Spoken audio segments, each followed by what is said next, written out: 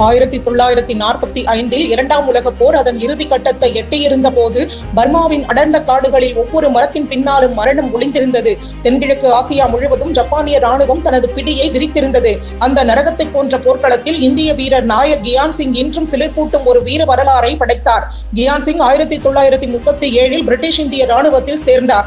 இரண்டாம் உலக போரின் போது 15வது பஞ்சாப் படைப்பிரிவின் 4வது படையணியில் அவர் பணியாற்றினார். மார்ச் 2, 1945 அன்று பர்மாவில் கம்யே முதல் மியான்மர் வரையிலான சாலை போர்த்திறன் ரீதியாக மிக முக்கியமானதாக இருந்தது.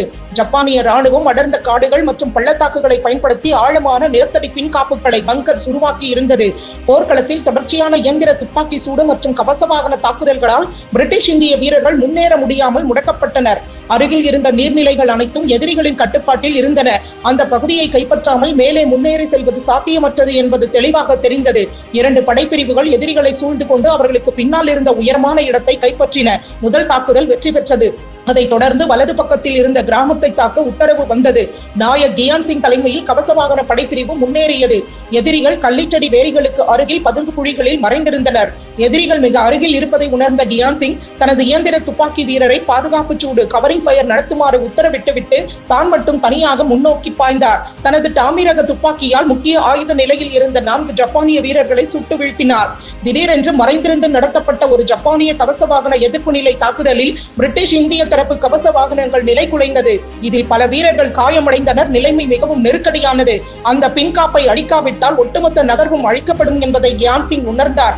உத்தரவுக்காக காத்திருக்காமல் தனது உயிரை பற்றிய கவலையின்றி ஒரு ஸ்டென் ரக துப்பாக்கியை மட்டும் எடுத்துக்கொண்டு எதிரியை நோக்கி நேராக பாய்ந்தார். உடலில் காயங்கள் ஏற்பட்ட போதிலும் தோட்டாக்கள் மழை போல பொழிந்த நிலையிலும் அவர் முன்னேறி சென்று ஜப்பானிய கவச வாகன படையினர் அனைவரையும் கொன்று ஒற்றையாளாக அந்த கவச வாகனத்தை கைப்பற்றினார். அதன் பிறகு ஒட்டுமொத்த படைப்பிரிவும் முன்னேறியது. கியான் சிங் தனது வீரர்களை ஒரு குறுகிய கள்ளிச்செடி பாதை வழியாக பாதுகாப்பாக அழைத்துச் சென்று எதிரிகளின் அனைத்து நிலைகளையும் அடித்தார்.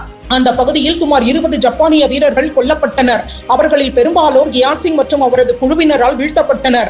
காயமடைந்ததால் கியான் சிங்கை மருத்துவ பகுதிக்கு செல்லுமாறு உத்தரவிடப்பட்டது. ஆனால் அவர் அதை மறுத்துவிட்டார். இந்த ராணுவ நடவடிக்கை முடியும் வரை நான் இங்கேயே இருப்பேன் என்று கூறினார். காயங்களுடனே துப்பாக்கியால் சுட்டும் கையெறி குண்டுகளை வீசியும் எதிரிகளை தொடர்ந்து தாக்கினார். அவரது வீரம் பல இந்திய வீரர்களின் உயிரை காப்பாற்றியது. இறுதியில் இந்த ராணுவ நடவடிக்கை வெற்றிகரமாக முடிந்தது. அவரது அசாதாரண வீரத்திற்காக அக்டோபர் 16, 1945 அன்று பக்கிங்ஹாம் அரண்மனையில் 6ஆம் ஜார்ஜ் மன்னரால் அவருக்கு விக்டோரியா கிராஸ் விருது வழங்கப்பட்டது. இந்திய சுதந்திரத்திற்கு பிறகும் அவர் தேசப்பணியை தொடர்ந்தார். இந்திய ராணுவத்தில் இணைந்து 1962 இந்திய சீன போர் மற்றும் 1965 இந்திய பாகிஸ்தான் போர்களில் தீவிர பங்காற்றினார். லண்டனில் உள்ள நினைவு நுழைவாயிலில் மெமோரியல் கேட்ஸ் இவரது பெயர் பொன்னெழுத்துகளால் பொறிக்கப்பட்டுள்ளது. அக்டோபர் 6, 1996 அன்று பாரத மாதாவின் இந்த வீர மகன் இயற்கை எய்தினார். அவரது வாழ்க்கை நமக்கு ஒரு சக்தி வாய்ந்த உண்மையை கற்பிக்கிறது. துணிச்சல் உயிரோடு இருக்கும் போது தோல்வியும் தோற்கடிக்கப்படும்.